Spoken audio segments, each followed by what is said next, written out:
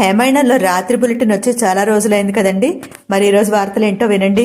ఈరోజు వార్తల్లో విశేషాలు ఏంటంటే పొట్లకాయ ముక్కల్ని ఎలా వేపుడు చేసుకోవాలి. అందరికీ తెలిసే ఉంటుంది. పొట్లకాయ ముక్కలకి బాగా ఉప్పు కళ్ళుప్పు పట్టించి ఒక పావు గంట అరగంట వదిలేస్తే ఆ నీరంతా పిండేసుకోవచ్చు. చక్కగా పిండేసి అప్పుడు వేపుడు చేసుకుంటే చాలా బాగుంటుంది. అంటే నీరు ఎక్కువ ఉండదు కాబట్టి త్వరగా వేగుతుంది అనమాట. చాలా రుచిగా కూడా ఉంటుంది. కూరకైతే ఎలాగో ఉడికించుకుంటాం అనుకోండి.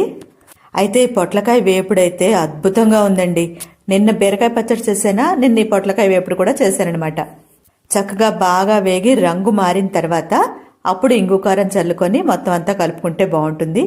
పావు కేజీ మిరపకాయలకి 100 గ్రాముల జీలకర్ర, ఒక చిన్న డబ్బా ఇంగువ, ఒక 20 రూపాయల డబ్బా ఇంగువ ఉంటుంది అనుకోండి. అది ఉప్పు అయితే అంచనాకే వేస్తాను నేను. రేపు ధనుర్మాసంలో 5వ రోజు కదా, అందుకే 5వ పాసురం. దాని అర్థం వీడియో చేశాను. ఛానల్ పేరు కింద వీడియో ఉంటుంది చూడండి. అందరికీ శుభరాత్రి.